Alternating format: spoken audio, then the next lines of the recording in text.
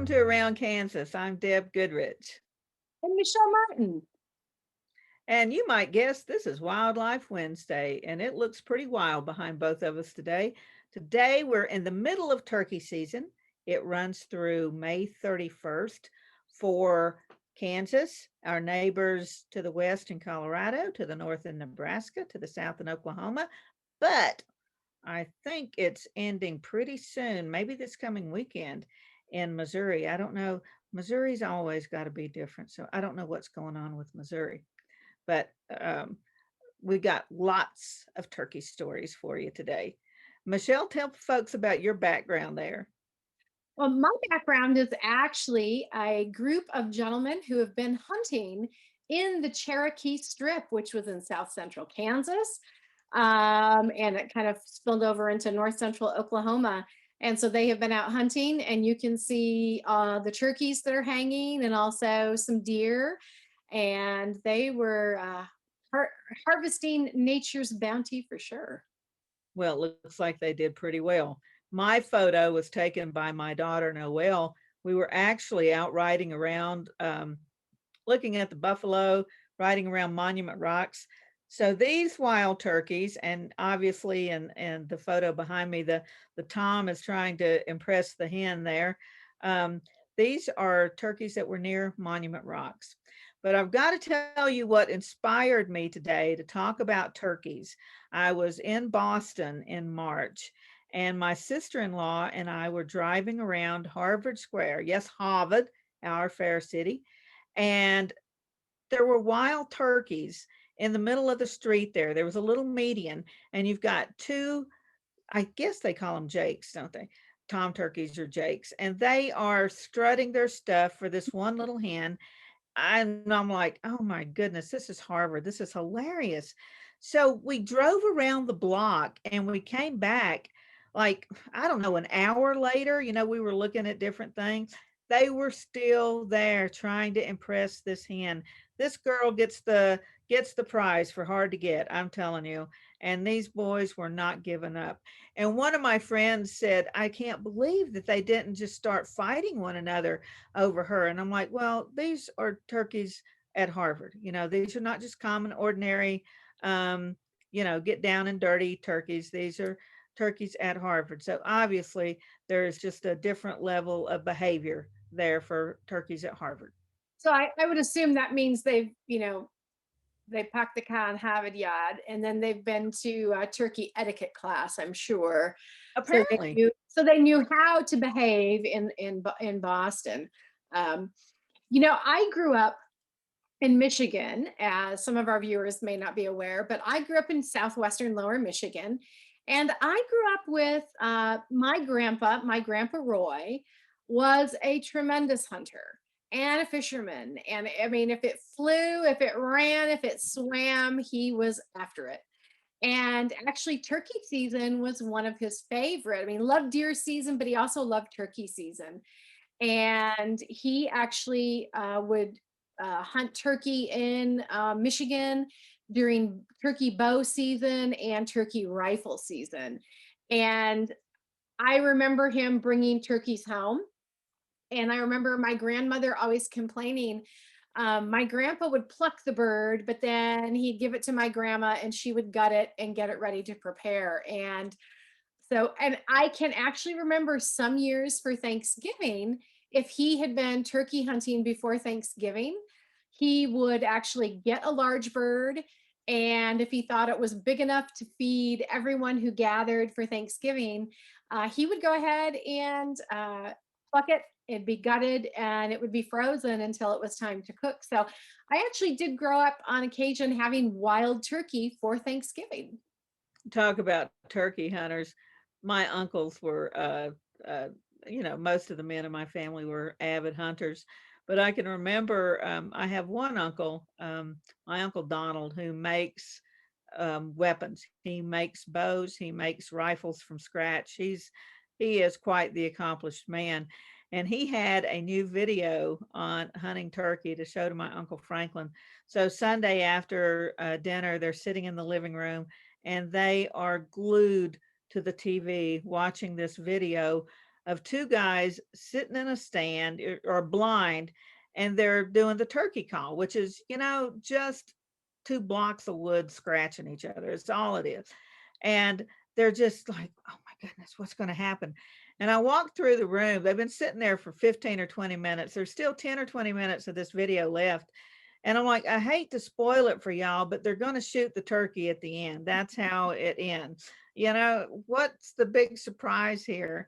Oh my gosh, it was hilarious. But of course, not to poke fun at our turkey hunters out there. Our friend Mark Brooks, I just saw Mark over the weekend, and he had just gotten him a turkey. And Mark was gracious enough to share some of his photos. And apparently, Mark has been quite the turkey hunter for many years, because I recognize that some of those pictures feature a younger, kinder Mark than he is now. So, quite the successful turkey hunter he is. Well, Deb, when I moved to Kansas, of course, having grown up in southwestern Lower Michigan, I wasn't exactly a city kid, but I wasn't exactly a rural kid, kind of somewhere in between there. Um, Having a grandfather who hunted and fished, I was familiar with that kind of life. And of course, when I moved to Kansas, found that people are absolutely passionate about deer season and turkey season and about their hunting. And there are parts of southeastern Kansas, in particular, Chautauqua County is known for being good deer and turkey country. And so it's not uncommon for those communities during the hunting seasons to see a huge influx of people from Oh, all yeah. over the United States and Canada who come in to hunt deer and turkey there. So it's amazing. Um, but and speaking of turkey calls, my grandfather had lots of different turkey calls. And I can remember many years at Thanksgiving or even at Christmas Eve when we'd be gathered, and he would get out, whether it was the duck calls or goose calls or turkey calls, and start playing with them. And it really annoyed my grandmother to no end. And eventually, somehow, some way, the turkey calls in particular would always end up disappearing at family events or disappearing before them. So the children didn't get a hold of them and do nothing but make racket the entire time. So my grandmother, while she loved eating the outcome, she didn't necessarily care for the process or for some of the gear that came with turkey hunting. Yeah, I can sympathize with your grandmother, because yeah, I find the turkey call pretty annoying too. Then I'm not a turkey hen, so if I were, I might feel differently about it. Hey, let's take a break real quick. We'll be right back. We want to hear from our sponsor, Mittens Western Kansas Wildlife Travel Center.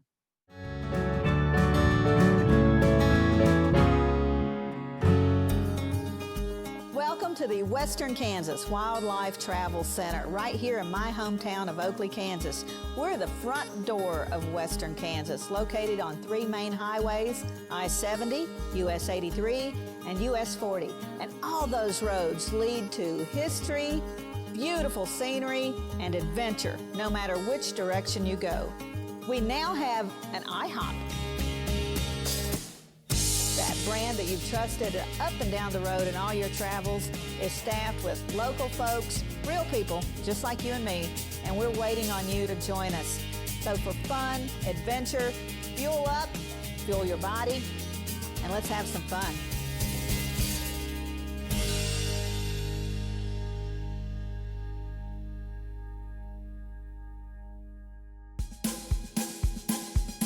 Okay, looks like it's time for our tour. Welcome to the Fort Wallace Museum. Here at the museum, you're going to find some really interesting stuff, like our replica stagecoach from the Butterfield Overland Dispatch. We've got facades from the fort buildings. We've got an 1870s flag. There's a plesiosaur that was discovered locally. We've got the Ray pump organ collection. We're a little bitty place with a great big story, and we'd love to have you.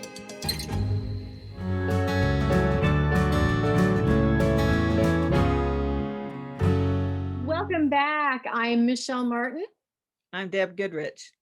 And you're watching Wildlife Wednesday on Around Kansas. And today, as you can see from Deb's background and mine, it is all about the turkey. I did some searching, Deb, before our conversation about turkeys today, because I am, by no stretch of the imagination, a turkey expert. However, searching newspaper databases from 1855 to 1890, if you put in the phrase turkey hunting, it appears over 42,000 times in Kansas newspapers, which shows you the popularity of turkey hunting, not just today, but it has always been something popular, not only with those who came to settle in Kansas, but the native nations who had made Kansas their home or those who were removed to Kansas. Turkey hunting became a way to supplement the diet if we saw large game like deer Mhm. and also bison. As those began to be depleted, um, turkey became a very important source of protein and nutrition in the diet for native people. So much so, there are various areas in western Kansas where we have rock carvings and petroglyphs that are of turkey tracks. So, there had to be native women in their lodges waiting, thinking, well, how many birds is he going to bring home today? How many do I have to pluck and gut and prepare? Because that was part of women's work and women's chores. And we find in the 19th century, it was the same thing. Women were plucking and gutting and doing the preparation of the turkeys. All the fun stuff. Yes, all that fun, nitty gritty, dirty work. When I was working on the Prairie Table Cookbook with Bill Curtis, I did research in Topeka at the Kansas State Historical Society and read so many women's accounts of pioneer life in the Lila Day Monroe collection. Women talked a great deal about their husband coming home from hunting. And there were many women who talked about the laborious work it took to pluck the turkey, to get all of the feathers off, to get all of the fuzz and the fluff, and to get them cleaned and to get them gutted and to be able to prepare them. And the women talk about it being, in some cases, almost a day-long process to go ahead and pluck and gut and get birds ready for cooking. And imagine that when you've got children to care for and you've got other things to do around your prairie sod house, and now you're plucking and gutting birds. Well, I once again, I am so grateful that I did not live in that time. And did not depend on that.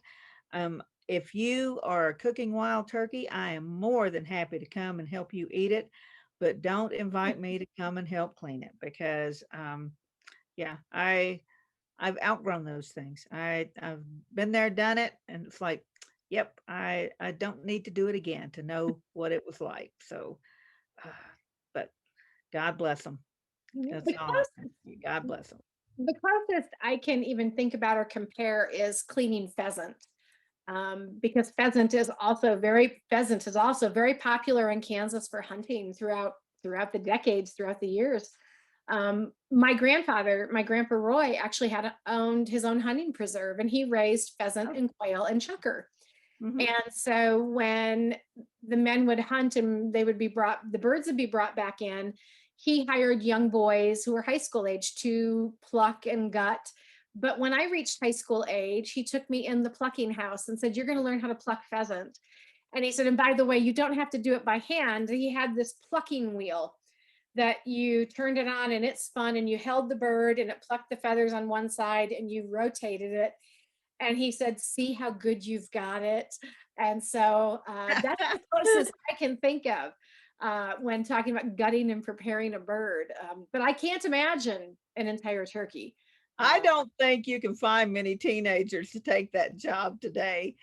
Maybe some of these kids who hunt. I know the Glassman kids, that a block or so away. Those kids hunt and they know how to clean a turkey, but um, I don't think you could get many teenagers to work in the plucking house today.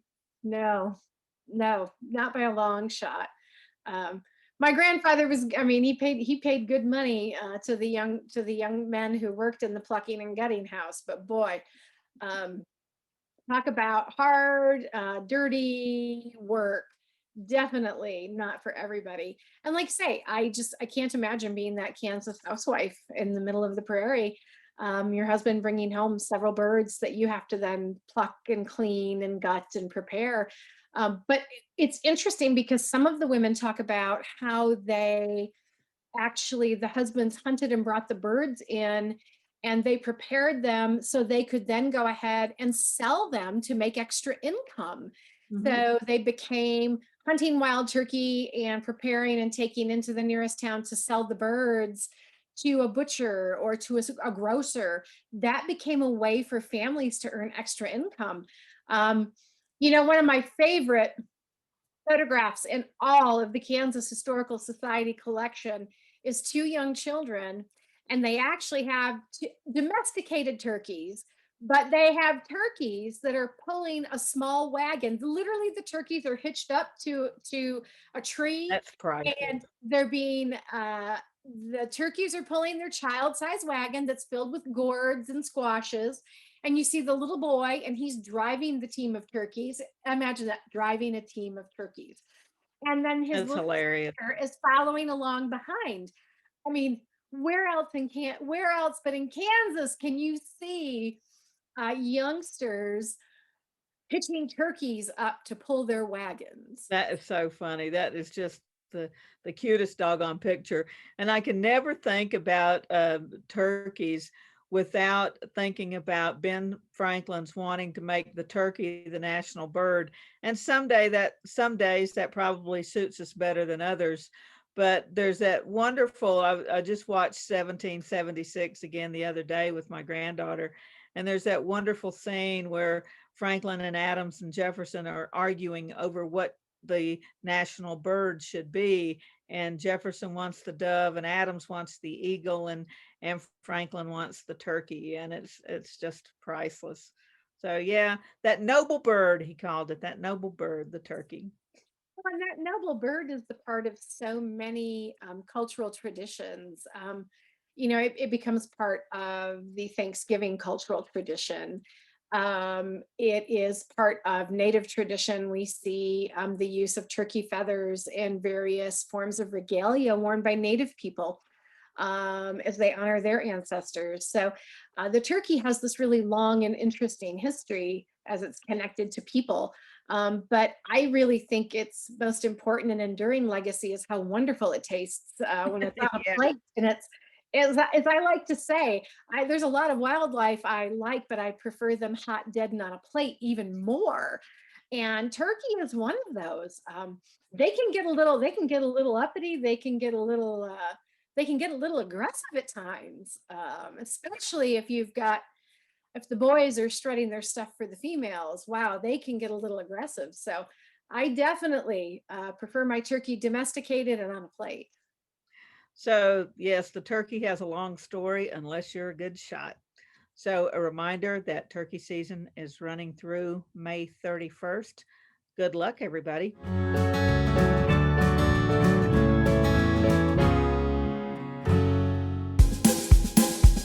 Okay, looks like it's time for our tour. Welcome to the Fort Wallace Museum. Here at the museum, you're going to find some really interesting stuff like our replica stagecoach from the Butterfield Overland Dispatch. We've got facades from the fort buildings. We've got an 1870s flag. There's a plesiosaur that was discovered locally.